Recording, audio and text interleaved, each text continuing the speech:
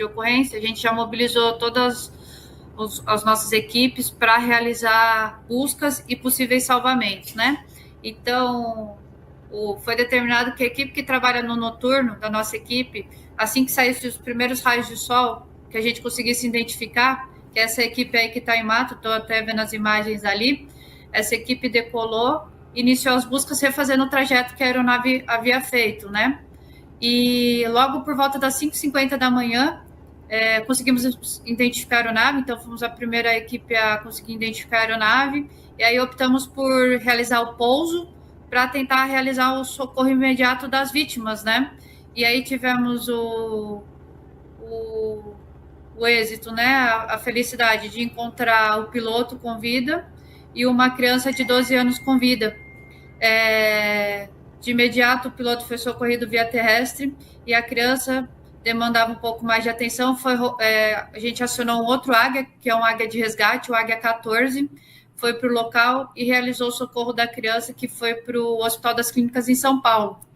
Posterior, depois de algum tempo, o bombeiro conseguiu acessar o local e identificou mais 2 pessoas na aeronave, infelizmente sem vida, né? Então a gente se solidariza e entende que o nosso trabalho começou na noite anterior já tentando identificar a aeronave e realizar possíveis salvamentos. Esse foi o nosso trabalho e até o momento ainda a ocorrência está acontecendo, né?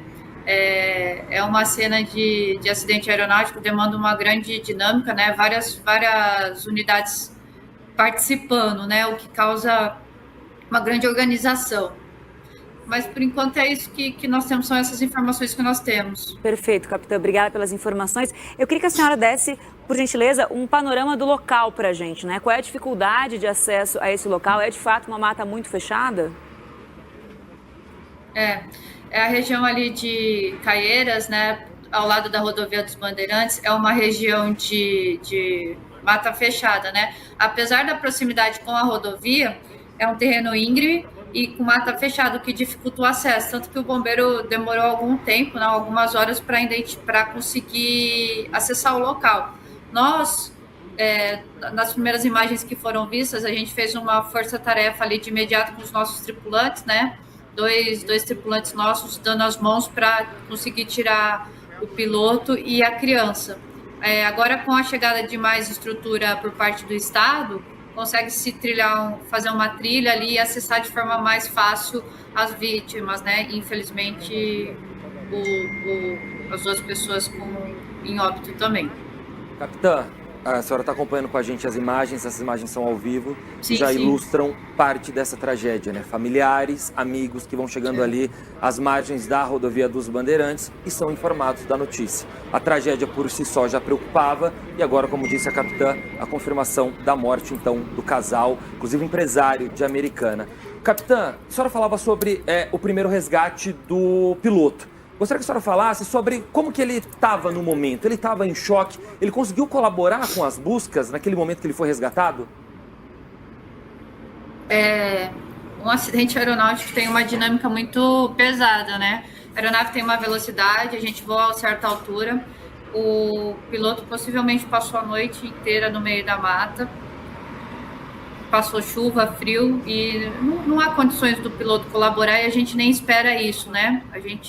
Quem vai realizar as buscas são as equipes preparadas para isso, para preparar esse tipo de informação. Eu entendo que agora é um momento que ele tem que se recuperar para poder depois prestar as maiores informações para a gente entender o que ocorreu. Então, de imediato, a gente opta por dar o socorro para ele, levar ele para um hospital e aí sim entender a dinâmica do acidente, né? Capitã, em que condições a menina de 12 anos foi resgatada? A gente tem algum panorama da saúde dela inicial ali antes do resgate? No primeiro momento, a informação que eu recebi que ela estava... Deixa eu só confirmar aqui, mas... Só um minutinho. É porque são muitas informações, né? A pessoa até... Claro, a criança estava estável e consciente, tá? Na informação que eu recebi que a criança estava estável e consciente. Mas assim... Porque a gente tem que entender que um acidente desse, a dinâmica dele, acarreta possíveis ferimentos que a gente não percebe, né?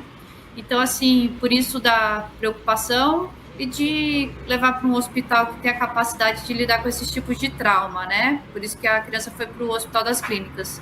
Mas, a princípio, ela estava estável e consciente. Capitã, Um milagre, sem dúvida. Essa capitã Natália Giovannini, do Grupamento Aéreo da Polícia Militar, coordenando, portanto, o trabalho dos helicópteros Águia da PM no resgate para as 2 vítimas retiradas com vida e também na retirada dos corpos do casal. O helicóptero com 4 ocupantes caiu na noite de ontem. Ali a área de mata é chamada de Morro do Tico-Tico. É bem próximo, inclusive, ao conjunto habitacional Nosso Teto, que fica na cidade de Caieiras, e às margens da rodovia dos Bandeirantes, no trecho que passa por Caieiras na pista sentido interior de São Paulo. A aeronave foi considerada desaparecida por algumas horas e os destroços localizados na manhã de hoje. Ela havia decolado da capital, o destino era a cidade de Americana e já se sabe que chovia muito forte na hora da queda. A Defesa Civil confirmou as 2 pessoas resgatadas com vida, o piloto, que seria uma pessoa de confiança também da família, e a criança de 12 anos, a menina chamada Betina. A apuração do Grupo Bandeirantes já conseguiu a seguinte informação. Durante toda a madrugada, o piloto passou todas as horas protegendo essa menina. Estava ali priorizando a vida da criança, já imaginando a dificuldade de resgatar com vida os pais. E após a chegada do Corpo de Bombeiros, da Polícia Militar e da Defesa Civil, o piloto, identificado como Edenilson, continuou no local, guiando as equipes até os destroços e auxiliando no trabalho de resgate das outras vítimas. Por isso também que os 2 saíram dali conscientes, em luto, claro, pela tragédia, mas a princípio bem de saúde. Mas a capitã deixou muito claro que apenas um exame mais detalhado no hospital para saber se houve algum trauma que não é identificado num primeiro atendimento pelas equipes socorristas. E somente depois que o piloto mostrou onde estavam os destroços, onde poderiam estar os corpos das outras 2 vítimas, é que ele foi ao helicóptero Águia da PM e assim encaminhado ao Hospital das Clínicas na cidade de São Paulo. Nós temos imagens, inclusive, quem está conosco em youtube.com/Rádio Bandeirantes Campinas vai ver o exato momento do resgate da criança. Ela sendo levada pelos ombros, nas costas de um policial militar, nas costas de um socorrista e aparentemente bem de saúde. Aparentemente estável e consciente assim que ela sai do local onde essa tragédia foi registrada. A Força Aérea Brasileira informou que investigadores do 4º Serviço Regional de Investigação e Prevenção de Acidentes Aéreos, o SERIPA-4, que é um órgão do CENIPA, foram acionados para realizar a ação inicial da ocorrência. Nesse primeiro momento são utilizadas técnicas específicas conduzidas por pessoal qualificado e credenciado que realiza a coleta e a confirmação de dados, a preservação dos principais elementos na cena e a verificação inicial de danos causados à aeronave ou os danos causados pela aeronave. Árvores que eventualmente caíram, o clarão que se abre ali também na área de mata, para entender a dinâmica de como foi a queda desse helicóptero. O fato do piloto, felizmente, ter sobrevivido também é algo raro nessas situações em que o próprio piloto vai poder comunicar quais foram as dificuldades que ele encontrou, qual foi o momento exato em que houve a queda da aeronave e como foi o trabalho para que a criança saísse com vida. Então essas informações são preciosas e raras em investigações como essa. Agora, quem são essas vítimas? Quem são esses empresários que, infelizmente, não resistiram à queda do helicóptero? São os empresários Juliana Boé e André Feldman. São as 2 vítimas fatais da queda do helicóptero, vítimas confirmadas já pela equipe de defesa civil presente no local da queda. A aeronave é registrada em nome da empresa CIF Administração de Aeronaves. Os bombeiros receberam a solicitação ainda ontem às 11h28 e a partir daquele momento começaram as buscas no local e assim tentar resgatar com vida todos os ocupantes. O empresário André Feldman tinha 50 anos, a esposa Juliana 49 anos. O André é dono da Big Brasil, uma empresa de apostas online com sede em Americana. O empresário, a mulher e a filha, segundo a assessoria da empresa, estavam viajando para a Americana, mas eles moravam em Nova Odessa, cidade que faz limite, cidade vizinha à Americana. O helicóptero pertencia ao empresário, o piloto prestava serviços particulares ao casal e ainda hoje mais informações direto da cidade de Americana sobre as investigações em andamento, a repercussão na cidade, também no município vizinho de Nova Odessa e as informações mais atualizadas também sobre o local da queda do helicóptero. Você vai conferir nesta edição do Manhã Bandeirantes. São 10 horas da manhã, 17 minutos.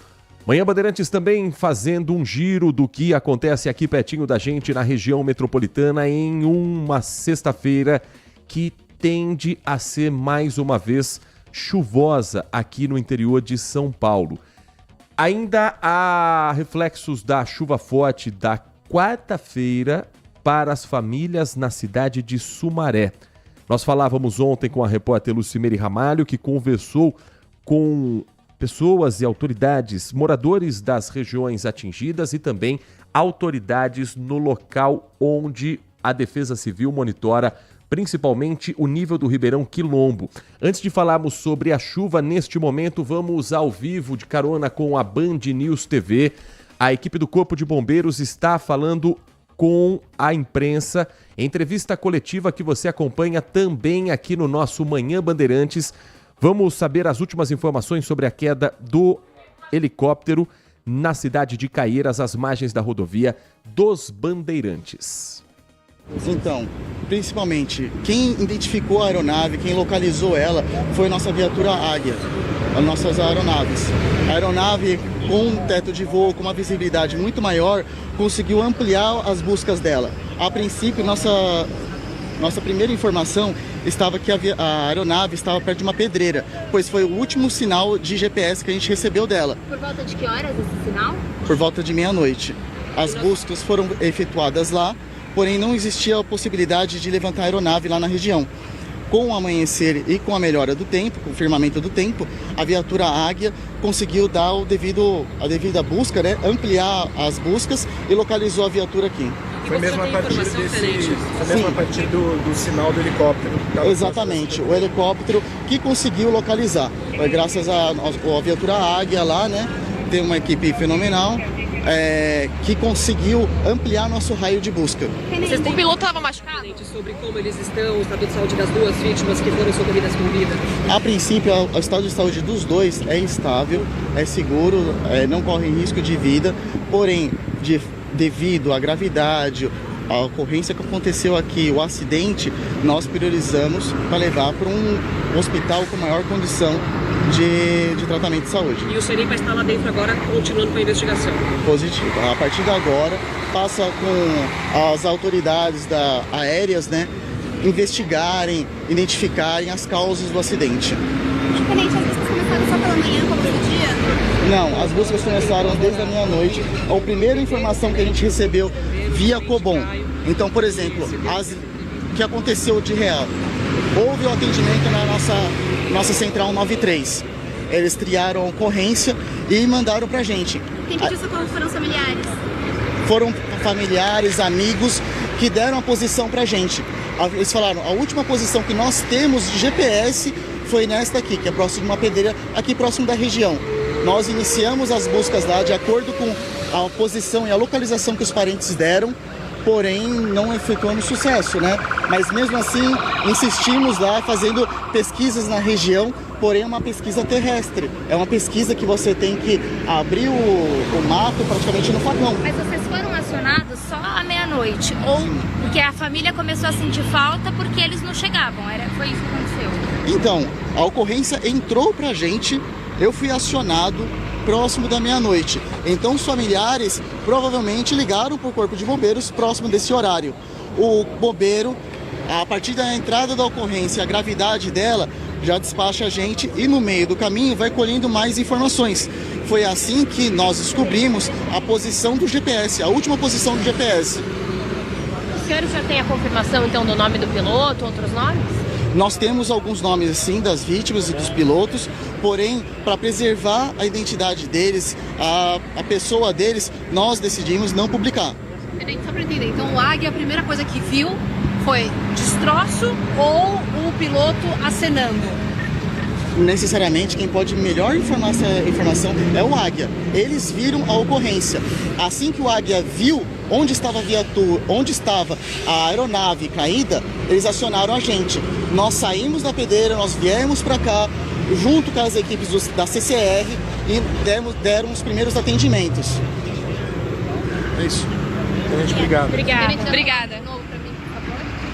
Primeiro Tenente Caio, do Corpo de Bombeiros.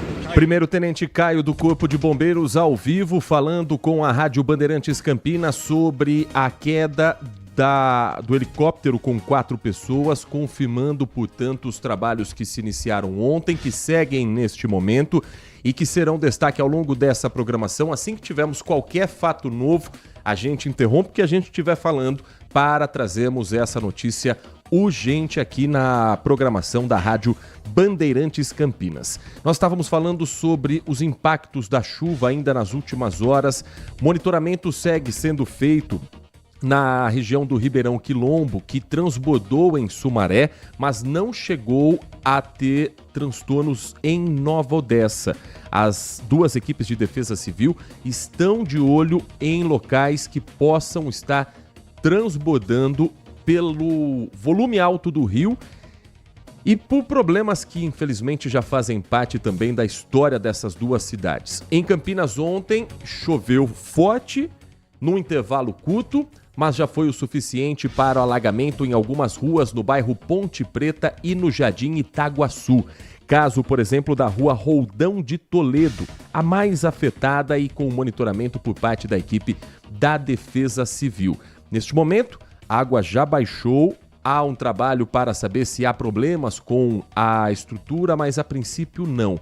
No Jardim Itaguaçu, o transtorno principal foi na rua Lourival de Almeida. Tem uma obra de drenagem da prefeitura e durante a chuva, os moradores relatam que a água estava escorrendo pela rua de terra e caindo no buraco do canteiro de obra, o que virou praticamente uma enorme cascata.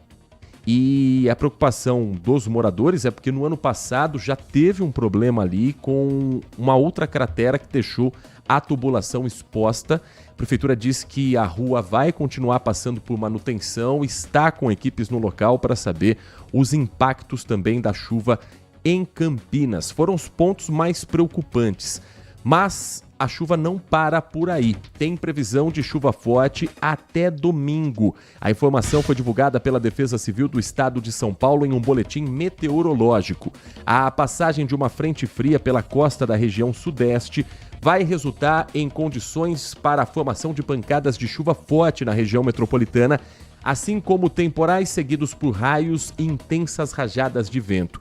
Esse mesmo boletim diz que podem ocorrer tempestades e alto volume de chuva. Então, é importante ter atenção às áreas mais vulneráveis.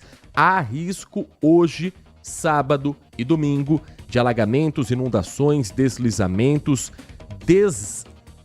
desabamentos, que não aconteçam, pelo amor de Deus, que não tenhamos nada nesse sentido. Mas o alerta é feito, inclusive, com equipes da Defesa Civil de plantão. A equipe da Defesa Civil de Campinas alerta os moradores para evitarem passar por áreas alagadas e para que se abriguem durante os temporais. Defesa Civil trabalha com painéis digitais que avisam sobre as áreas de risco para alagamento quando está chovendo. E é importante que a população respeite o alerta, como, por exemplo, as placas que estão instaladas em avenidas como a Princesa do Oeste, como a Marginal do Córrego Pissarrão e outros locais que o campineiro sabe de cor. Quem tiver qualquer problema pode ligar para o 199 da Defesa Civil para as equipes de emergência e se o celular tocar, se o seu celular apitar, fique de olho. É o alerta que a Defesa Civil faz para quando a chuva está chegando, ganhando força, ganhando intensidade. Os acumulados de chuvas nas últimas horas da Defesa Civil, com monitoramento em todo o estado de São Paulo, apontam que aqui na nossa região, Sumaré, nas últimas 72 horas, teve um acumulado de chuva de aproximadamente 107 milímetros. Era o que se esperava para praticamente o mês todo de janeiro, mas em 72 horas toda essa água já caiu. No Rio Quilombo, só no Rio Quilombo foram 88 milímetros. A medição dos 106 milímetros em Sumaré foi na região do bairro Vila Miranda. Chuva forte também atingiu as regiões de Sorocaba e Piracicaba. Em Piracicaba, na Vila Resende, um acumulado de 66 milímetros. Rio Claro também registrando chuva nessa quinta-feira e na sexta-feira também. Já chove hoje em boa parte do estado de São Paulo. Chuva, água acumulada, preocupação com água parada. É um problema associado ao outro, é um problema que parece que a gente não consegue se livrar, a dengue. Campinas, a cada semana, emite um boletim com os bairros considerados mais vulneráveis pela incidência do mosquito Aedes aegypti. É um alerta de arbovirose que, nesta semana, mostra 14 bairros com elevado risco de transmissão da dengue.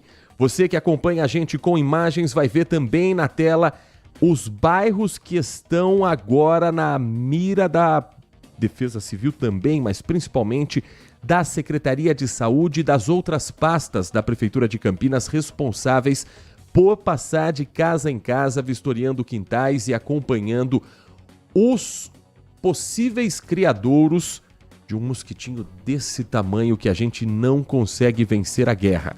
Atenção para a lista das áreas com alto risco de transmissão nesta semana, no último levantamento realizado pela Prefeitura de Campinas. Na região leste, Jardim Guanabara, bairro Nova Campinas e o bairro Chácara da Barra. Na região noroeste de Campinas, risco de dengue maior no Jardim Roseira e na Vila Castelo Branco. Na região norte de Campinas, os bairros na lista da Prefeitura para a incidência maior da dengue são o Jardim Rosália, o Conjunto Habitacional Vila Régio e o Núcleo Residencial Chico Amaral. Região sudoeste de Campinas tem na lista os bairros Jardim Mercedes e o Parque Universitário de Viracopos. Na região sul da cidade, preocupação maior é no Jardim Santa Cruz. E na região suleste, a preocupação fica principalmente para o bairro São Bernardo, o Jardim Baronesa e o Jardim Guarani. Por que esses bairros entram na lista da Secretaria de Saúde? Porque são os locais com indicadores para um índice maior pela incidência de casos, sinal de que tem muita gente nesses bairros já com dengue confirmada ou casos considerados suspeitos, e o eventual registro de nova transmissão. Necessidade é urgente para reforçar o trabalho por conta da quantidade de imóveis sem acesso. Então tem na lista bairros onde tem gente com dengue, tem na lista bairros onde criadouros foram encontrados, mas tem na lista bairro onde as pessoas não abrem a porta de casa para vistoria das equipes especializadas. Eu me arrisco a dizer que esses de classe média alta são os principais nesse quesito. O relatório parcial da Prefeitura de Campinas indica que 52% dos espaços das casas, dos imóveis comerciais, deixaram de ser vistoriados porque estão fechados, porque estão desocupados ou porque os moradores simplesmente não querem abrir o portão de casa. Em 2022 e 2023, os percentuais foram altos, abaixo de 50%, mas muito altos. 48% das casas em 2022 não abriram as portas. Em 2023, 49%. No ano passado, mais de 50%. E esse ano, repete-se esse número. Se você receber uma equipe da Defesa Civil ou uma equipe da Secretaria de Saúde, de uma outra pasta, atenção para você saber como eles se vestem. Os agentes usam uma camiseta laranja com gola careca e o logo da empresa Impacto Controle de Pragas. É um logo silcado. Cada equipe tem um líder. Esse líder veste uma blusa verde com as mesmas características, gola careca e a empresa com o nome silcado no peito, Impacto Controle de Pragas. Todos vestem calça cinza, têm um crachá de identificação e são acompanhados por voluntários nos mutirões. Os voluntários usam um colete laranja com a frase Campinas contra o mosquito. Se ainda assim você tiver dúvida, se ainda assim você sentir receio de abrir a porta de casa com medo de serem criminosos se passando por agentes de saúde, o telefone 156 fica disponível de segunda a sexta-feira e o 199 da Defesa Civil aos finais de semana. Chegou uma equipe na sua casa, não sentiu firmeza, não tem viatura junto da Guarda Municipal, não tem nenhuma autoridade que você reconheça, liga 156, liga 199, diga, estou em determinado endereço, rua tal, bairro tal, tem equipe trabalhando por aqui? Se a prefeitura confirmar, se a Defesa Civil bater o martelo, abra o portão de casa. Não é caça às bruxas, é monitoramento responsável para proteger a sua casa, a sua família, mas também os vizinhos. Porque não custa nada você fazer isso no portão de casa para dentro, não custa nada receber a equipe, mas custa muito você ter em casa um criadouro. E às vezes, para quem está cuidando, a gente às vezes cuida do nosso quintal, se o vizinho não cuidar, o mosquito vai picar a gente do mesmo jeito. Ele não vai perguntar se o criador é na sua casa ou na casa de trás, na casa do lado. Ele vai contaminar aquela região toda e não é isso que a gente quer para 2025. Em Montemor, nós falávamos ontem que o número também já está preocupante.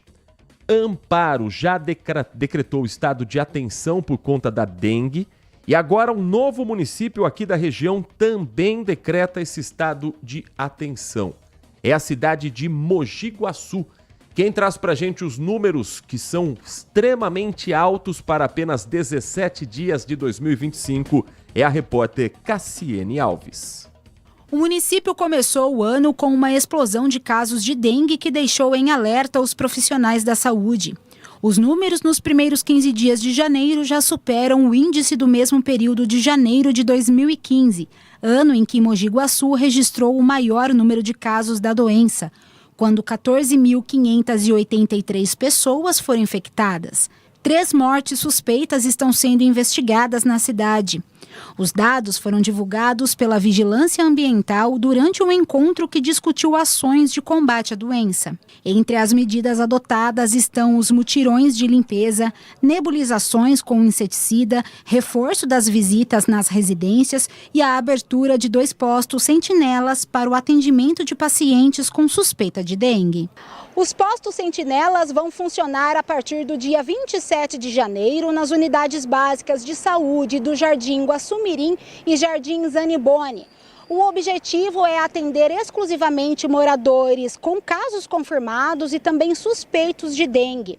Com essas providências, a Prefeitura espera desafogar os outros postos de saúde. Os bairros onde há mais pessoas infectadas são Santa Terezinha, 1 e 2, Ipê Amarelo, Parque Cidade Nova, Santa Helena, Jardim Santo Antônio e Vila São Carlos. A Prefeitura programa um mutirão de limpeza da cidade que deve acontecer entre os dias 23 e 25 de janeiro em praticamente todos os bairros. Nessas ações, os agentes da Secretaria Municipal da Saúde devem concentrar esforços na eliminação de criadouros do mosquito transmissor da doença. 10h35. O Manhã Bandeirantes vai para um primeiro e rápido intervalo. Na volta, mais informações sobre a queda do helicóptero às margens da rodovia dos Bandeirantes, na cidade de Caieiras, e uma entrevista exclusiva com o governador Tarcísio de Freitas, que está em Campinas nesta sexta-feira para anunciar a construção de moradias para 100 famílias que vivem às margens da rodovia Miguel Melhado Campos. Antes de vir à cidade, ele conversou com a Rádio Bandeirantes, antecipou que obras são essas e você vai acompanhar na sequência da nossa programação. Manhã Bandeirantes. Consumidor, muitas vezes, a qualidade do combustível que você coloca no tanque do seu veículo pode ser tão diferente quanto o preço que você paga por ele. Por isso, procure abastecer em postos de sua confiança e exija sempre o cupom fiscal. É seu direito e a sua garantia. Recap, Sindicato dos Postos de Combustíveis de Campinas e Região. Acesse recap.org.br. Agora, notícias da hora com as notícias locais, nacionais e internacionais, direto da redação da Rádio Bandeirantes. A Secretaria de Estado da Saúde de São Paulo confirmou por meio do Instituto Adolfo Lutz que os exames realizados em um primata em Pinhalzinho, na região de Campinas, testaram positivos para a febre amarela. A pasta ressalta que os animais não transmitem a doença e a vacina é a principal ferramenta de prevenção e controle. Para prevenir a ocorrência da doença, foram encaminhados 75 mil doses para a região de Campinas. No Brasil, não há registro da febre amarela urbana desde 1942 e atualmente a infecção da doença se dá por meio de mosquitos silvestres que vivem em zonas de matas. Caso alguém identifique macacos mortos na região onde vive ou está, deve informar imediatamente as autoridades sanitárias do município, preferência diretamente para a vigilância ou controle de zoonoses. Os sintomas iniciais da febre amarela são início súbito de febre, calafrios, dor de cabeça intensa, dores nas costas, dores no corpo em geral, náuseas e vômitos. A vacina contra a febre amarela integra o calendário de vacinação e está disponível em todas as unidades básicas de saúde do estado. Desde 2020, o Ministério da Saúde atualizou a recomendação de vacinação contra a doença da seguinte forma: para crianças menores de 5 anos de idade, são 2 doses, a primeira aos 9 meses e a segunda aos 4 anos. Já para a criança a partir dos 5 anos, a vacina é de dose única. De Campinas, João Almeida. Você ouviu Notícias da Hora, aqui na Rádio Bandeirantes.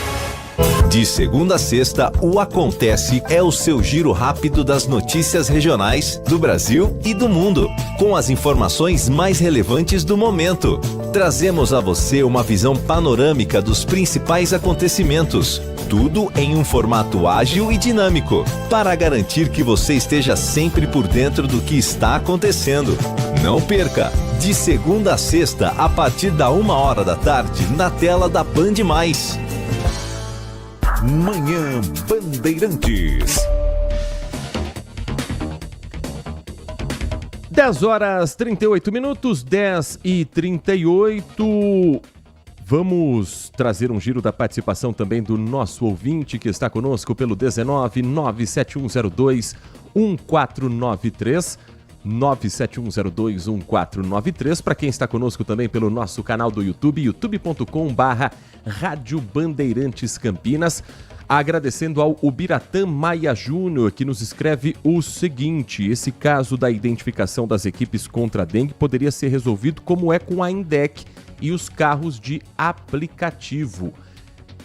O importante é sempre ter a sinalização, né, Ubiratã, e deixar claro para a população quando os mutirões vão ser realizados, através dos veículos de comunicação, através das reportagens de televisão, de rádio e com carro de som passando pelo bairro também, sinalizando que é a equipe da prefeitura. Por exemplo, vai ter mutirão amanhã em determinado bairro, já passa com o carro hoje, sexta-feira, pelo bairro. Amanhã as equipes da prefeitura estarão aqui, os vizinhos vão se conversando. Lideranças de bairro também têm esse papel. Existem os grupos de conselhos de segurança dos bairros. Eles comunicando que a prefeitura estará presente diminui o risco de bandidos se passarem por agentes de fiscalização. No caso, ele fala aqui a respeito do QR Code. O QR Code tem esse meio de identificação. É uma forma simples, ágil, né, Ubiratã, e barata para os cofres públicos, mas que pode sim trazer ainda mais credibilidade às equipes que estão de porta em porta, de casa em casa, vistoriando os possíveis criadores do mosquito Aedes aegypti. Agradecendo aqui ao Dimas Alves, deixa eu mandar um abraço para o Wagner Marcondes, que ontem mandou uma mensagem falando também sobre o PIC, sobre as questões de Campinas, mas infelizmente não tivemos tempo de ler ontem, Wagner, mas sei que você está acompanhando a gente nesta sexta-feira, então sinta-se abraçado e sempre bem-vindo à sua participação. Ontem o programa foi acelerando, a gente tinha uma entrevista agendada com a deputada Ana Perugini, ela acabou atrasando uns minutinhos, mas deu tudo certo, a gente conseguiu ouvir a deputada também aqui no Manhã Bandeirantes. E hoje, o nosso convidado na entrevista exclusiva, que fizemos um pouco mais cedo, mas vamos reproduzir para você que está chegando agora às 10 horas e 41 minutos, foi o governador de São Paulo, Tarcísio de Freitas. O governador está em Campinas, em obras que estão acontecendo na rodovia Miguel Melhado de Campos, a Vinhedo Viracopos, mas antes de vir para cá, ele conversou com exclusividade com a Rádio Bandeirantes. Falou pela primeira vez a respeito da queda do helicóptero às margens da Bandeirantes, falou sobre as obras da Miguel Melhado, sobre as famílias impactadas com essa intervenção e outros assuntos importantes da região metropolitana de Campinas, e é o que a gente confere a partir de agora. Governador Tarcísio de Freitas, muito bom dia, é um prazer ouvi-lo aqui na Rádio Bandeirantes Campinas. Bom dia, Heitor, uma satisfação estar com vocês aí na Rádio Bandeirantes Campinas, bom dia a todos que nos ouvem. Governador, antes de nós falarmos sobre a visita do senhor a Campinas, não tem como não falarmos sobre o triste acidente que aconteceu na noite de ontem, o trabalho que acontece agora do Corpo de Bombeiros, Polícia Militar, Defesa Civil, com a queda de um helicóptero com uma família da cidade de Americana. O senhor tem acompanhado o trabalho também das equipes na manhã desta sexta-feira? Temos acompanhado, acho que inicialmente nos cabe aí lamentar, prestar nossa solidariedade aos familiares, né? Nós tivemos aí o falecimento de um casal já confirmado e felizmente o resgate do piloto e da criança de 12 anos com vida, né? Um esforço grande aí do Corpo de Bombeiros para fazer o resgate e evacuar essas pessoas para o atendimento médico o mais rápido possível, e a gente roga a Deus que tudo dê certo, que eles possam sair em boas condições de saúde. Governador Tarcísio, 10h30 da manhã, o senhor tem um compromisso às margens da rodovia Miguel Melhado de Campos, uma rodovia que em breve deve passar por duplicação, e ainda há dúvidas por parte das famílias que vivem no entorno, que têm comércios, que têm suas atividades também na beira da rodovia, sobre o que vai acontecer a partir da duplicação. O que o governo do estado deve anunciar nesta sexta-feira? Olha, a boa notícia é a parceria da CDHU com o DR, justamente para dar dignidade para essas pessoas. Então, nós vamos acolher todas as pessoas, essas pessoas vão, num primeiro momento, ir para o aluguel social, mas no segundo momento vão receber a carta de crédito para que possam comprar o seu imóvel, seja na carta de crédito imobiliário, seja na carta de crédito associativo, ou seja, elas escolhendo o imóvel ou o governo do estado comprando o imóvel e repassando para essas pessoas, assim como também o comércio. Então, a nossa ideia é que essas pessoas possam contar com dignidade. A duplicação da Miguel Melhado é uma coisa muito importante, é algo esperado há muito tempo, então é uma obra que vai proporcionar ganhos do ponto de vista da mobilidade urbana, da fluidez, da redução dos tempos de viagem. A gente tem a questão da ligação com o Anel de Campinas, a ligação com o aeroporto de Viracopos, temos a intervenção em Vinhedo, e eu tenho certeza que a gente vai aí fazer um excelente trabalho proporcionando aquilo que essas famílias merecem, que é dignidade. Essa é uma das características do nosso programa habitacional. Nós hoje temos o maior programa habitacional da história do estado de São Paulo, são 50 mil unidades entregues até o final do ano passado, isso é quase o dobro da média histórica do estado de São Paulo. Nós temos mais 105 imóveis em execução e a prioridade sempre tem sido abrigar aquelas famílias que estão em áreas de risco, que precisam de uma situação de dignidade, e não vai ser diferente com as famílias que estão aí no entorno das intervenções da Miguel Melhado.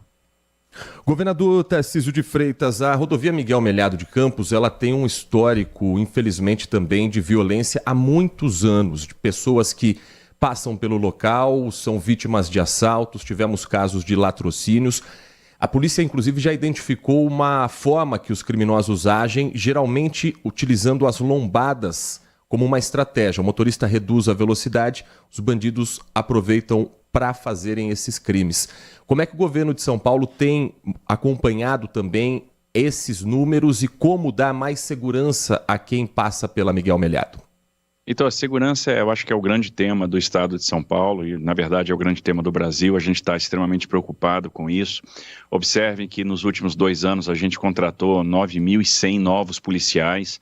Foram 7.800 novos policiais incorporados só no ano de 2024, é a maior incorporação de policiais da nossa história. Se a gente pegar em termos de policiais civis, ano passado a gente incorporou 4.017 novos policiais civis. Eu tenho um concurso em andamento que está chegando ao final para 3.500 policiais civis, então a gente incorpora 3.500 neste ano de 2025, então a gente está falando de um recompletamento de 30% do efetivo da Polícia Civil. Nós temos mais 2.700 policiais militares em formação. Isso significa que a gente enviou recentemente para a região metropolitana de Campinas 500 policiais. Então, a primeira coisa é o reforço do efetivo. Então, reforçar o efetivo melhora o policiamento ostensivo. A segunda questão é o uso da tecnologia. Então, a gente vai dotar as nossas vias cada vez mais com câmeras inteligentes para que a gente possa prever esse comportamento criminoso, atuar com oportunidade, tornar a população mais segura. A gente agora passa a fazer as reuniões de análise dos indicadores criminais para entender com os comandantes de policiamento de área aquilo que é mais importante, onde a gente está tendo maior incidência criminal e como que a gente estrutura ações para combater de forma localizada aquela incidência criminal, e a ideia é tornar a população mais segura. Governador Tarcísio de Freitas, outra obra muito aguardada na região de Campinas é o trem Intercidades, ligação de Campinas à cidade de São Paulo. Estamos no início de 2025, a previsão para a obra 2029, a operação do trem entre Jundiaí e Campinas, 2031 entre São Paulo e Campinas. Neste ano de 2025, o que já deve começar a sair do papel? O que a gente vai ter é a operação assistida do consórcio vencedor da linha 7. Então, o que acontece a partir de agora? A gente tem a operação da CPTM com o consórcio TIC-Trens acompanhando essa operação. Isso vai acontecer por 6 meses. Depois de 6 meses a gente troca, então o consórcio vencedor, o TIC-Trens, começa a fazer a operação com a CPTM supervisionando, de maneira que a gente não tenha nenhuma solução de continuidade na operação da linha 7. Vamos lembrar que a linha 7 vai ser incorporada a esse serviço. A partir daí, e concomitantemente, a concessionária está desenvolvendo os projetos executivos de engenharia. Então, está detalhando projetos executivos de engenharia e obtendo as últimas autorizações e licenças que são necessárias para a obra começar ao longo do ano que vem. Então, a obra começa em 26, a gente faz a linha Jundiaí-Campinas e em 29 a gente começa a operação do trem intermetropolitano, que é aquele trem parador, é o trem que vai parar em Valinhos, que vai parar em Viedo, em Louveira, que depois chega em Jundiaí e assume a operação da linha 7, parando nas cidades da região metropolitana de São Paulo. Então é o trem que vai passar em Francisco Morato, em Franco da Rocha, em Caieiras, em Cajamar e que vai chegar na estação da Água Branca. E depois, em 2031, a gente aí vai ter o trem expresso. E o pessoal pode perguntar, puxa, mas só 2031 é uma obra que tem a sua complexidade, é uma obra que atravessa perímetros urbanos, que vai andar em grande medida na faixa de domínio da linha 7, e essa linha, ela continua operando, e ela opera todo dia, de 4 da manhã até meia-noite. A gente tem 1 hora para desenergizar a linha, 1 hora para reenergizar, isso significa que a gente tem de 1 a 3 da manhã todo dia para executar o trabalho, são 2 horas de trabalho diário, nesse trecho compartilhado, e é por isso que o cronograma de fato é apertado, e a provisão da infraestrutura é assim, a gente tem que pensar sempre em longo prazo, mas os cronogramas trazem para nós uma segurança, a gente está acompanhando isso muito de perto. Em 29 a gente começa a operação, então de fato a gente vai ter a ligação Campinas, Jundiaí e Jundiaí-São Paulo por meio da linha 7, e em 2031 a ligação expressa. E essa atividade de leilão de trens não vai parar por aí. A gente está já estruturando o projeto do VLT de Campinas, porque qual é a nossa ideia? Aproveitar que nós vamos fazer a ligação Campinas-São Paulo e fazer a ligação da linha do trem Intercidades com o aeroporto de Viracopos. Porque no futuro vai ser possível unir os 3 aeroportos grandes de São Paulo, Viracopos, o aeroporto de Congonhas e o aeroporto de Guarulhos, por linhas de trem. Ao longo deste ano, provavelmente em março, a gente vai entregar aquela linha do monotrilho que une a última estação da CPTM em Guarulhos até o Terminal 3 do aeroporto de Guarulhos. E as obras da linha 17, que eram lá atrás, as obras da Copa, estão em andamento. Então, aquele monotrilho que ficou abandonado na cidade de São Paulo há muito tempo, está em andamento, a gente já está vendo aí os testes e as operações dos trens, e em 26 a gente entrega. Então vai ser possível unir com o VLT, que vai ligar o aeroporto de Viracopos até a linha do trem Intercidades, os 3 grandes aeroportos da cidade, do estado de São Paulo. Nós estamos conversando na Rádio Bandeirantes Campinas com o governador de São Paulo, Tarcísio de Freitas, que nesta sexta-feira visita Campinas para anunciar a construção de moradias para 100 famílias que vivem às margens da rodovia Miguel Melhado Campos, nessa parceria com o CDHU e o DER. Governador, estamos no período de verão, época em que muitas cidades aqui da região de Campinas sofrem por conta de alagamentos e também transbordamento de rios. O caso mais recente aconteceu anteontem em Sumaré. Como é que o governo do estado, através da Defesa Civil e de outros órgãos, trabalha para minimizar os impactos das chuvas nesse período? Bom, na verdade, o trabalho ele é constante, ele é perene, é contínuo. Então, ano passado, a gente investiu, por exemplo, mais de R$1 bilhão em obras de prevenção de cheias. E eu quero destacar o trabalho que tem sido feito em termos de desassoreamento dos cursos d'água, para fazer com que os cursos d'água possam correr nas suas calhas, né? Então a gente investiu quase R$300 milhões em desassoreamento. Nós temos igual montante previsto para o orçamento deste ano, a gente deve investir perto de R$300 milhões.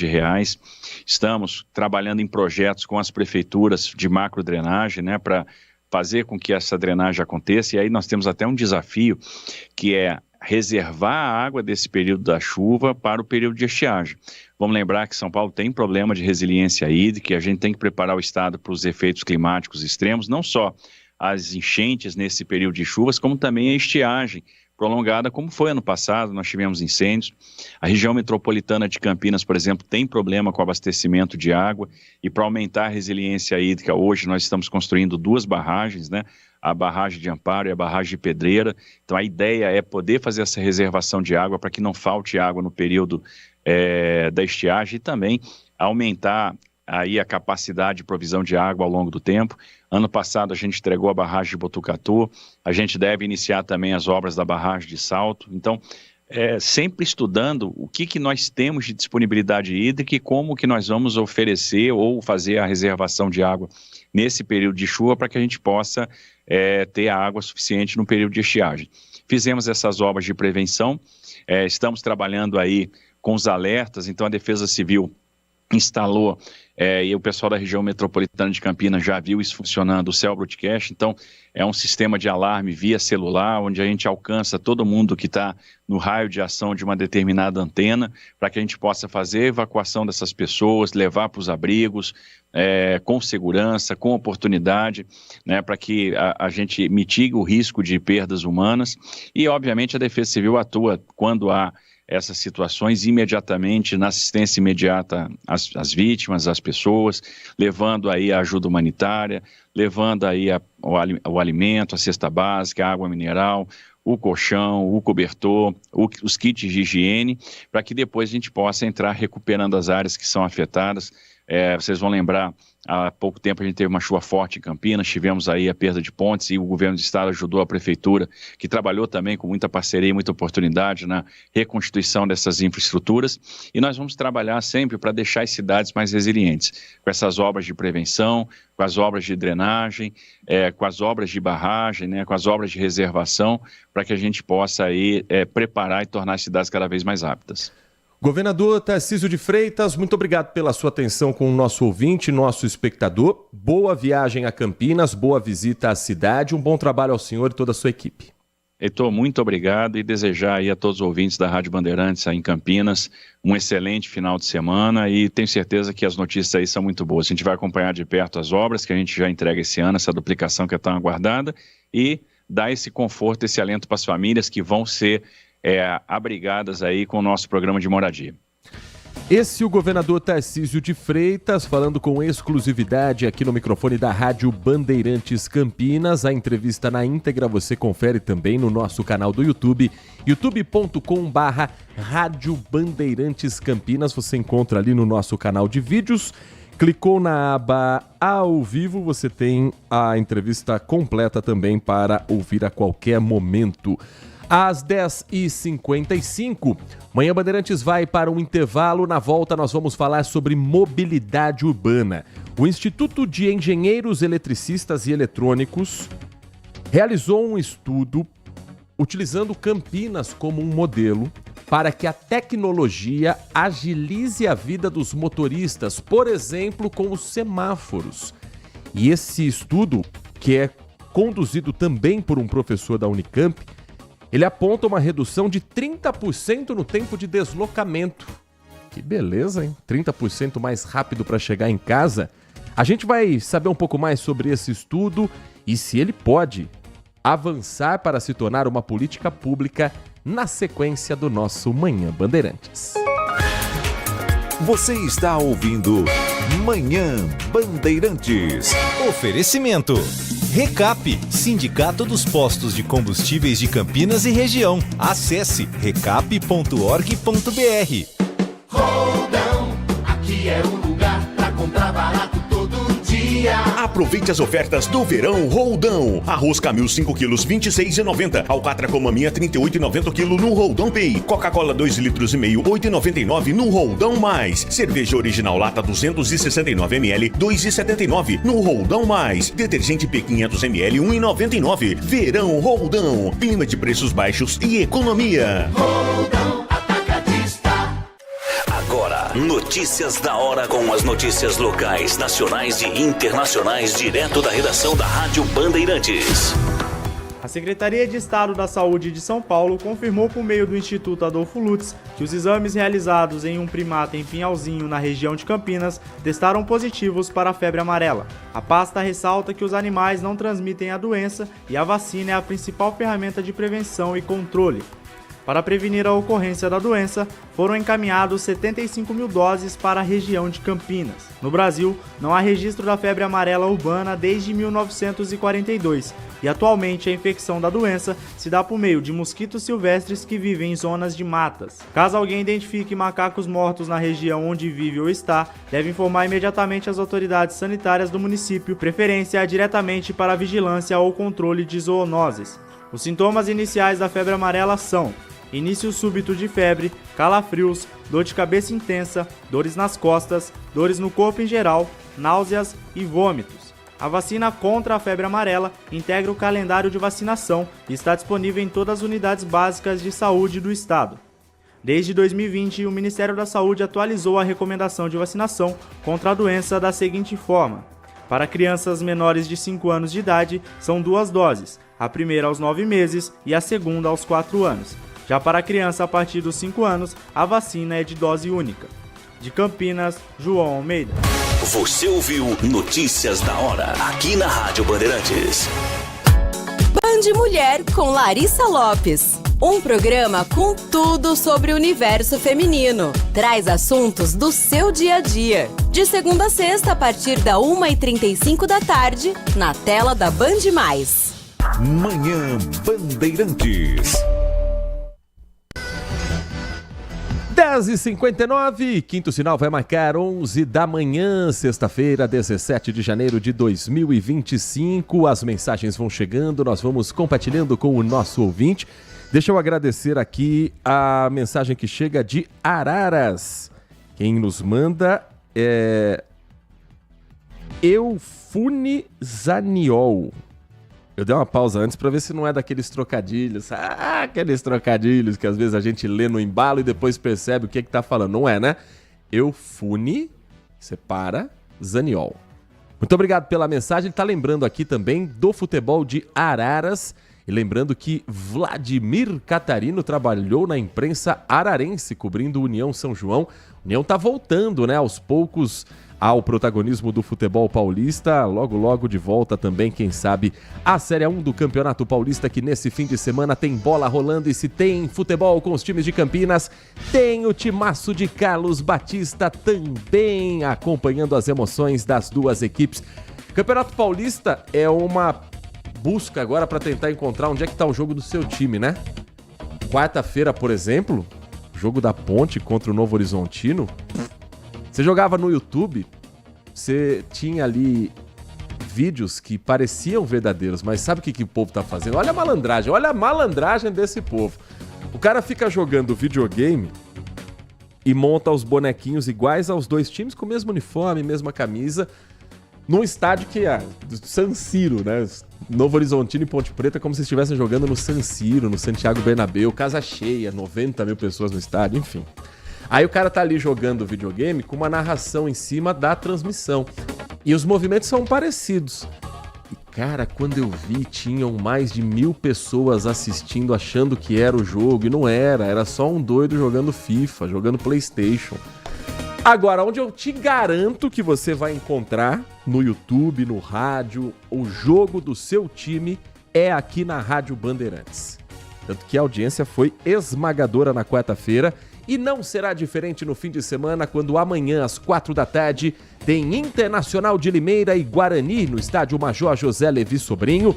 E no domingo, 8h30 da noite, no Moisés Lucarelli, Ponte Preta e Santos, segunda rodada do Campeonato Paulista. As duas equipes começaram muito bem a competição, vitórias importantes e que se repitam nesse fim de semana. São mais complicados, né? O Guarani joga fora, a gente não sabe ainda o que esperar da Inter de Limeira, porque na primeira rodada a Inter enfrentaria o São Paulo. São Paulo tá na Flórida fazendo a pré-temporada com a FC Series, que você acompanha na tela da Band. E você viu o jogo entre São Paulo e Cruzeiro também, mas a Inter de Limeira ainda não dá para imaginar o que será daqui para frente. E a Ponte enfrenta o Santos, adversário casca grossa, um dos candidatos ao título, atual vice-campeão paulista, atual campeão da Série B. Santista não quer lembrar disso, porque agora a vida já é da Série A, e que ontem venceu o Mirassol por 2-1 na Vila Belmiro. Me arrisco a dizer que o empate em cada um desses jogos aqui não é de se jogar fora, não. Claro que se a vitória vier para cada um dos times, é ainda melhor.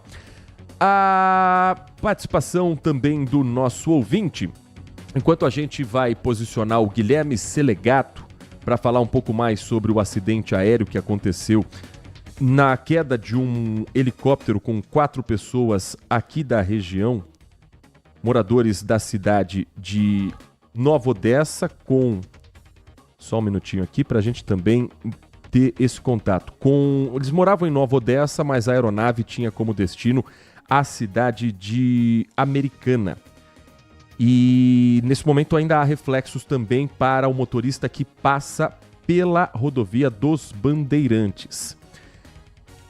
Muita gente lamentando aqui sobre esse acontecimento, muita gente falando a respeito também do trânsito que acontece na região ainda, passando pelo local. Agradecendo aqui ao Pedro, que diz que passou agora há pouco pela rodovia dos Bandeirantes e ainda está muita lentidão porque as pessoas estão observando para a área de mata, curiosas. Eu imaginava que isso ia acontecer mesmo. Tenta passar reto pelo local e seguir viagem, porque senão um outro acidente pode ser registrado, nesse caso entre motoristas. Não é isso que a gente quer noticiar. O Rogério Firmino nos escreve pelo nosso canal do YouTube. Governador, sobre São Paulo, o meu silêncio já diz tudo, ele questiona. Agora, por que os carros da polícia do Rio de Janeiro não têm cara de polícia? Rogério, se você puder contar um pouco mais aqui sobre o que você está trazendo de opinião. Rio de Janeiro tem viaturas descaracterizadas, sim. Aliás, o governador Cláudio Castro foi fazer uma graça outro dia. Olha aqui, nosso trabalho, entregando novas viaturas, entregou qual é o modelo do carro, a placa do carro descaracterizado. E político, quando quer fazer graça, geralmente estraga e atrapalha o que é realmente serviço público. Agora, as viaturas do Rio de Janeiro, em geral, são caracterizadas com as cores da bandeira do Rio, aquele azul clarinho e branco. Viaturas de São Paulo são caracterizadas com as cores da nossa bandeira, o vermelho, preto e branco. Agradecendo a um cara que eu sou fã, Zé Neves, nosso colega do Grupo Bandeirantes, também na audiência. Ele que está todos os dias também na programação da Rádio Educadora FM, um dos melhores stand-ups do Brasil. Zé Neves não sabe, mas antes de eu conhecê-lo pessoalmente, eu já fui a alguns dos seus shows e todos são excelentes, já ri de ponta a ponta. Se tiver a agenda dele, daqui a pouco eu vou passar também, porque vale muito a pena você acompanhar o trabalho de Zé Neves, um dos melhores comediantes em stand-up do Brasil. Mensagem que chega neste momento, vamos entrar em contato com o Guilherme Selegato, enquanto a gente vai também participando também, não temos o Guilherme Selegato, mas temos o Adriano Vermelho falando sobre a dengue. Escreve conosco pelo 19 971021493. Ele diz que é triste que nos dias de hoje ainda temos que nos deparar com a insistente ignorância por falta de consciência crônica e cidadãos que definitivamente não desejam fazer o menor esforço para praticar a cidadania. O Adriano conta que perto da casa dele tem uma futura praça, um lugar lindo, bem arborizado, e mesmo com todas as placas colocadas pelos próprios moradores para não jogar lixo, o que acontece? Tá cheio de lixo, tá cheio de entulho. Aí é falta de consciência mesmo para quem está passando por ali. Às vezes não é nem o morador, né, Adriano? Às vezes vem gente de fora. Já vi muito isso no meu bairro. Para um carro, geralmente uma picapezinha, aí a pessoa vem, joga todo o entulho da construção dela e joga na porta da casa dos outros. Aí acumula lixo, escorpião, depois o cara vai embora e tchau. Dificilmente a pessoa joga lixo na própria casa. Tem gente que joga, tem gente que é porco nesse sentido, nesse nível. Agora, o Adriano diz que, fora a limpeza pública, ele tira semanalmente um saco enorme de lixo com grande capacidade de acumular água. Nem mesmo doenças e até mortes conseguem educar quem não quer ser educado. É a mensagem que o Adriano Vermelho nos passa aqui nesta manhã de sexta-feira. Nós temos uma entrevista neste momento, mas antes, prioridade para a informação urgente direto da cidade de Americana. Estamos acompanhando a queda do helicóptero nas margens da rodovia dos Bandeirantes, cidade de Caieiras, resultando na morte de um empresário aqui da região e também da esposa. A filha de 12 anos sobreviveu, assim como o piloto.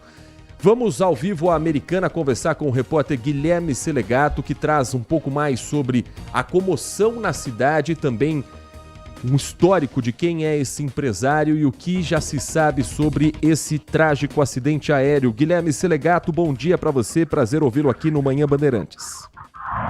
Heitor, é um prazer estar com vocês também e bom dia na medida do possível para todo mundo, né, com essa notícia triste que abalou todo o nosso país, o casal que é daqui de Americana, né, essa família que é daqui de Americana, que voltava para a cidade quando infelizmente sofreram este grave acidente.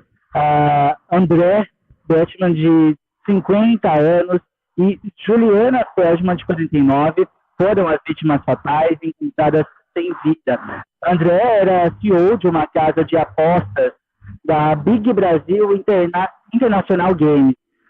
Foi apurado, né, que essa empresa é uma empresa licenciada, atuava aqui pela cidade de Americana, organizando, por exemplo, campeonatos de pôquer. O casal era bastante conhecido, aqui tinham muitos amigos, inclusive desde o momento que eu cheguei aqui no aeroporto de Americana, né, onde seria o destino final, há alguns funcionários ainda dessa empresa por aqui, estão muito abalados, tristes com tudo isso que aconteceu. Inclusive, a assessora que estava aqui também confirmou para a nossa equipe que Bettina Feldman, né, a filha desse casal, está completando 12 anos hoje. A gente imagina, né, a tristeza dessa criança, o desespero dela no momento que ela passou ali horas nessa área de mata onde o avião caiu, em Caieiras, tentando ali alguma ajuda, bem como o piloto também, piloto que também era conhecido dessa família.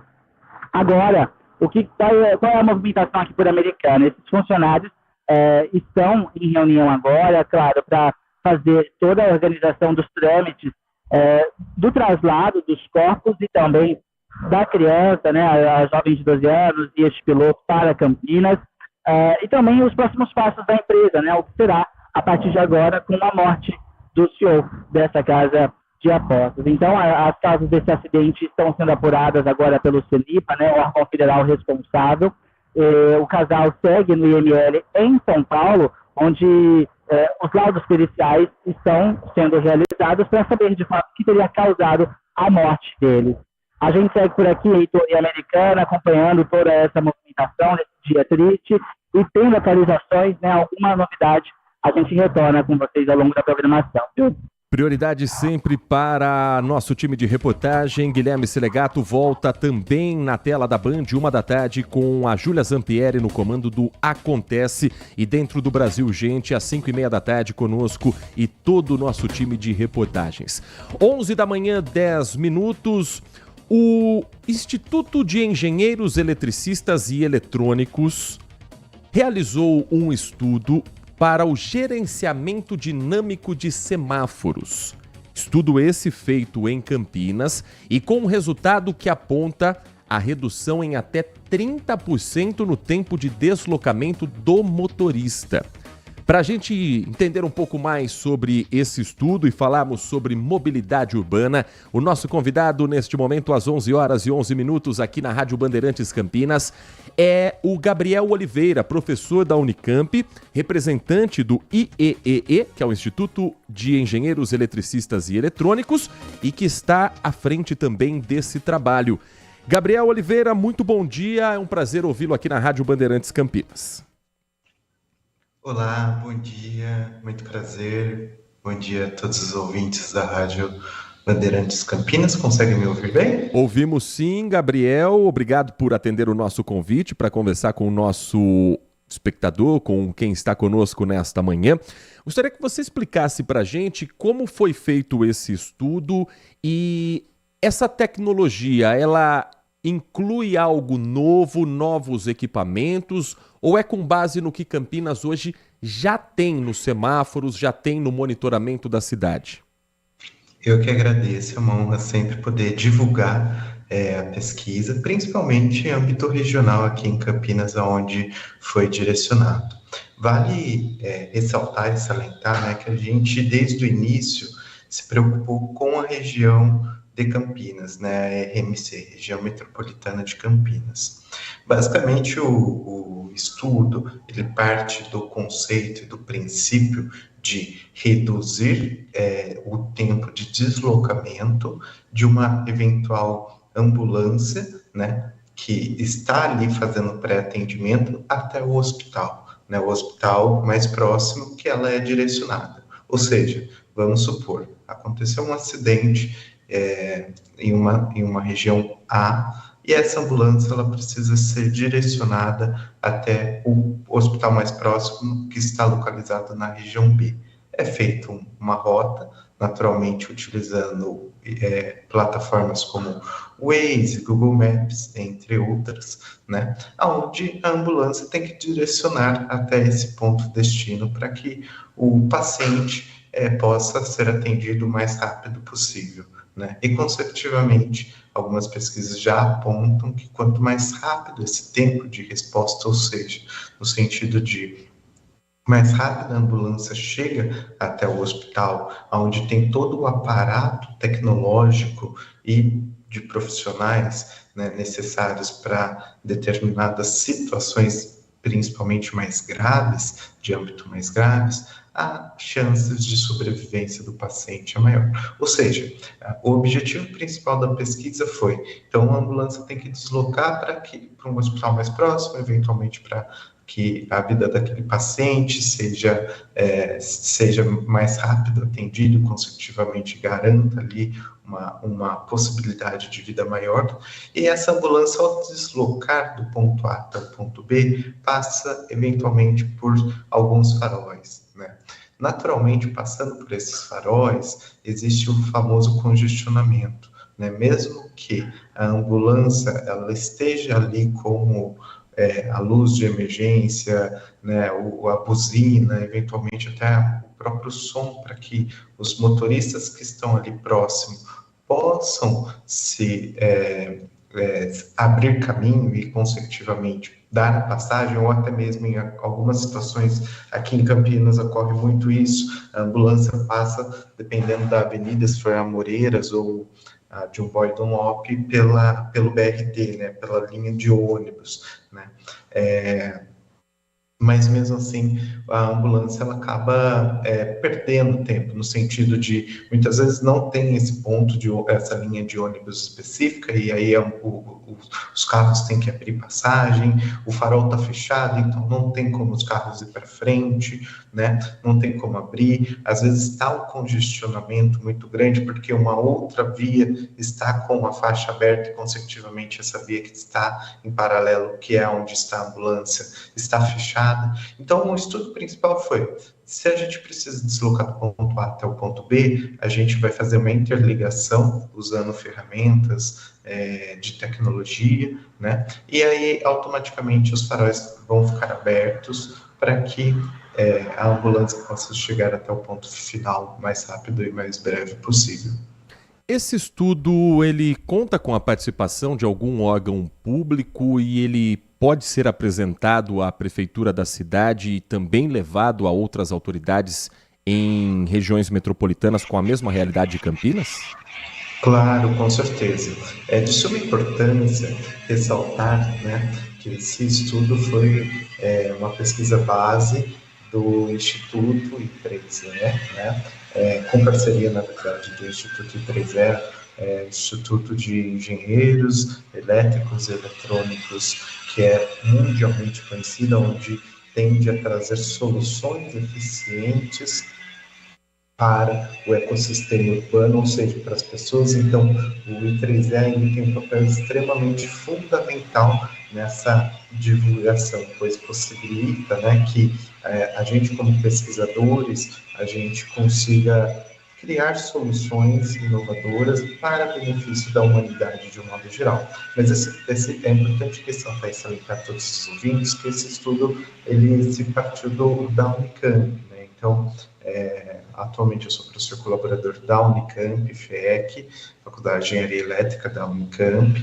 né? Na qual a gente trabalhou todo o arcabouço dentro desse instituto. E essa pesquisa, ela é muito interessante porque desde o princípio, quando a gente iniciou a proposta de metodologia, a gente queria atender todo o contexto brasileiro. A gente sabe, né, o Brasil em si tem mais de 5.000 municípios. Nesse âmbito, mais da metade são municípios de pequeno porte, né? Muitos municípios tendem a não ter recursos financeiros suficientes para colocar essa tecnologia, né? Então, desde o princípio, era a nossa preocupação. Devido a isso, a gente utilizou uma ferramenta chamada IoT, Internet das Coisas, né? Internet of Things, traduzido para o português, Internet das Coisas, aonde essa ferramenta tecnológica, ela consegue fazer a interligação entre ambulância, farol, né, a própria câmera de segurança do farol, porque haja visto que a ambulância já passou daquele farol, não tem sentido ele estar aberto full time, ou seja, todo o tempo. Passou-se daquele farol, ela está numa emergência, tem que passar por, faz de conta, 3 faróis, né? Passou pelo primeiro, o farol já com a câmera, que atualmente pega eventualmente as multas, ela já consegue identificar, olha, a ambulância passou e eventualmente o farol pode voltar ao que era a ser antes, ou seja, pode fechar para as ruas paralelas poderem também criar um fluxo e não atrapalhar o fluxo do usuário, do cidadão que está ali naquela situação. Então, a gente usou essa plataforma IoT, e essa plataforma IoT a gente pensou em 2 aspectos. O primeiro deles, como eu disse, a grande maioria das cidades brasileiras são de pequeno porte, né, pequeno a médio porte, e muitas vezes não tem infraestrutura, recurso financeiro. Então, a gente utilizou uma plataforma chamada Doju, D de dado, O de ovo, J de Juma, O de ovo novamente, T de tatu.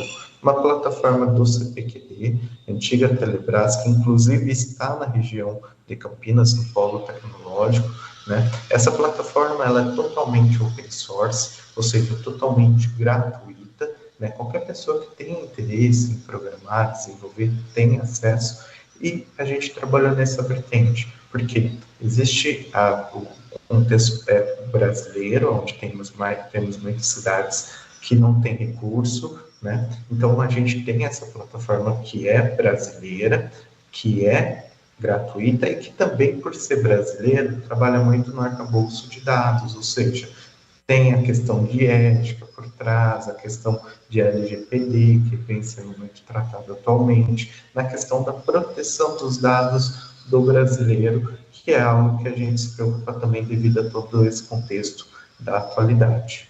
Nós conversamos no Manhã Bandeirantes com o professor Gabriel Oliveira, que é representante do Instituto de Engenheiros Eletricistas e Eletrônicos, o I3E, e professor também da Unicamp, sobre esse estudo de redução de 30% de deslocamento, tendo como prioridade ambulâncias para os atendimentos de urgência e emergência no trânsito de Campinas e de outras cidades metropolitanas do Brasil. Professor Gabriel Oliveira, muito obrigado pela atenção com o nosso ouvinte. Um bom trabalho para o senhor, para toda a sua equipe, um bom final de semana e quem sabe a gente volta a falar sobre esse assunto com o programa também implantado na prática em grandes municípios, incluindo Campinas. Claro, com certeza. Muito obrigado a todos, um bom dia, um excelente trabalho. 11h21, as mensagens vão chegando nessa reta final do nosso Manhã Bandeirantes. Vamos compartilhando aqui a opinião, a participação do nosso ouvinte. Falei que ontem o Wagner Marcondes mandou pra gente aqui a participação e hoje a gente consegue colocar a opinião sobre o assunto da substituição das árvores no centro de convivência. Está sendo feito a poda de árvores que são consideradas inadequadas para a praça, com risco de queda, embora não tenham apresentado doenças, e o plantio agora sendo feito também de novas espécies.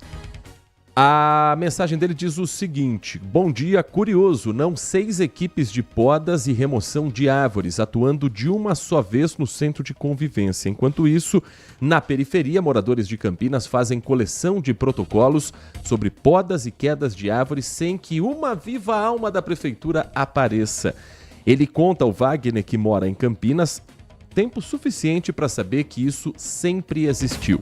Bairros nobres são atendidos de pronto. Se sobrar tempo, e ele completa, nunca sobra, a periferia será atendida. Isso se aplica a serviços públicos, transporte coletivo, segurança, etc. Pior é ouvir alguns dizerem que o tratamento é igual. Não é, cara pálida. Quando a gente fala de corte de árvore, né, Wagner, existe uma análise que precisa ser feita por especialistas, porque a árvore ela é fundamental para a gente não viver dentro de uma ilha de calor. Imagine a estufa que seria Campinas, com um monte de asfalto, de concreto, sem as árvores para amenizarem, melhorarem a qualidade do ar. Só que se a árvore estiver colocando em risco uma casa, estiver colocando em risco quem passa na rua, a prioridade tem que ser a vida humana. Depois você planta uma outra que seja mais adequada ao local. É o que está sendo feito no centro de convivências.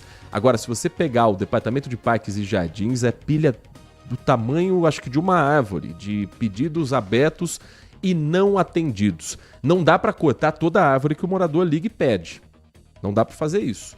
Agora, ignorar pedidos também não é uma prática que se espera. O que o DPJ sempre alega é que a equipe não dá conta da demanda. Então tem as prioridades, principalmente onde o risco é iminente. Muito obrigado ao Wagner Marcondes com a participação. Tem mensagem de áudio chegando também que a gente traz nessa reta final do Manhã Bandeirantes. Bom dia, Heitor. Bom dia, Band, amigos. Bom dia. Nossa, de repente eu acho que o brasileiro passou a ganhar mais de 5 mil reais. Acho que o salário mínimo é 5 mil reais. Ou mais de 5 mil reais, porque o que teve de gente contra a monitoração do PIX, dessas coisas, ou o brasileiro tá fazendo coisa errada? Não é possível, velho. Não é possível isso. Mas o que teve de gente que contra a monitoração do PIX, Tandy Negrão? Eu fico mais impressionado com o assunto taxação das grandes fortunas. Porque aí a pessoa tem lá sua vida de trabalhador, sofrido, correndo dia a dia, trabalhando 6, 7 dias da semana, faz um discurso nas redes sociais ou no grupo de amigos, em qualquer ambiente, dizendo que não se pode taxar as grandes fortunas. Meu amigo, você pensa que a grande fortuna está preocupado com a taxação de tudo que a gente paga no dia a dia? Não tá. Alguém tem que pagar a conta. E no Brasil quem paga a conta é da classe média para baixo. Da classe média para cima sempre dá um jeito. Basta ver quando sempre tem escândalo de pessoas famosas, ou quando tem a morte, a perda de algum milionário, bilionário, vira e mexe, sai a notícia de briga pela herança, de valores bilionários e de valores que geralmente não estão nem no Brasil. Então, o dinheiro está lá fora, tem dinheiro que às vezes não é declarado, mas o dinheiro está ali, se acumulando. E aí se vende essa imagem de que o bilionário é quem faz a economia girar.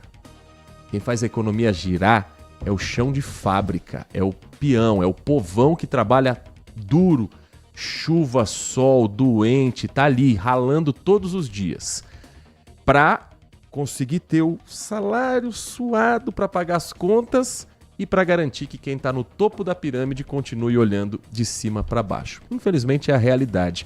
Mas aí pelo viés político, porque vê que alguns líderes escolhem um caminho para cá, um caminho para lá, as pessoas acabam abraçando como se fosse apenas ideologia. Tem coisa que é ideologia, tem coisa que é a vida prática. E quando a gente mistura o assunto que bate no nosso dia a dia, a água que bate no nosso pescoço, e não consegue enxergar o lugar onde a gente está, a gente só alimenta a polarização, o fanatismo político e mantém quem está no poder ainda mais forte. E quando eu digo poder é dos dois lados, porque quem está hoje na polarização não quer que mude a polarização. 11h26, o Manhã Bandeirantes fica por aqui, agradecendo a sua audiência, a sua companhia ao longo de toda a semana. Segunda-feira estamos de volta, às 10 da manhã, depois do Jornal Gente, com os trabalhos técnicos de Leandro Lopes na mesa de som, Pedro Piscinato na central técnica e a coordenação do Gil Kleber. Nós reforçamos o convite. Continue na Rádio Bandeirantes Campinas, que a partir de agora traz o Nossa Área com Carlos Henrique, o time de esportes de Carlos Batista, falando de Ponte Preta, Guarani, a rodada do Campeonato Paulista que terminou mais ou menos ontem, porque ainda tem Inter e São Paulo, e que começa outra amanhã. Copa São Paulo, infelizmente, terminou para o futebol de Campinas com a eliminação do Bugre ontem para a Ferroviária, jogo que você acompanhou com a narração de Leandro Bolles. Um ótimo final de semana para você e continue na melhor, continue na RB.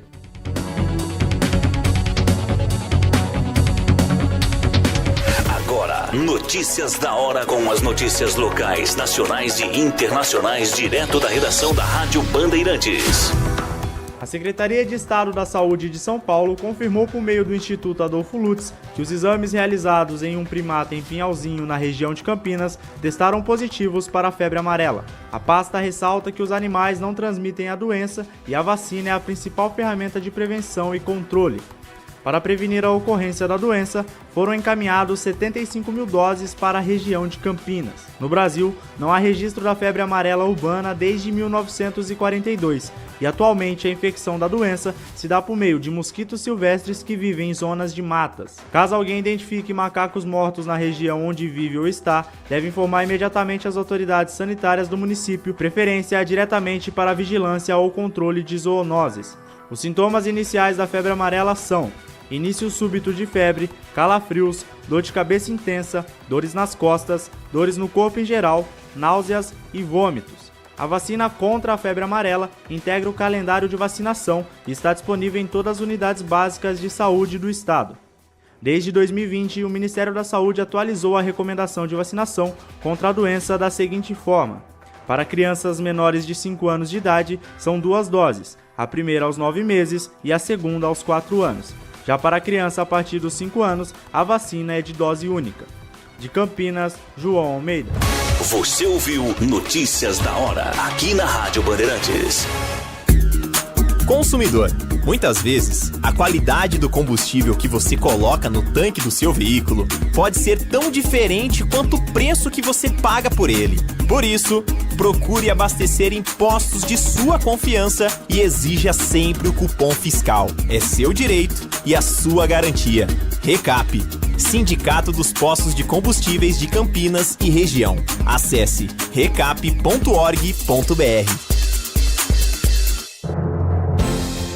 Eu, Joel da Atena, estou diariamente junto com você na denúncia, na indignação, na busca por solução. No Brasil Urgente, tratamos com firmeza e sensibilidade dos assuntos que o povo quer saber. Aqui, a sua voz ganha força para cobrar o que todos nós queremos para as nossas cidades.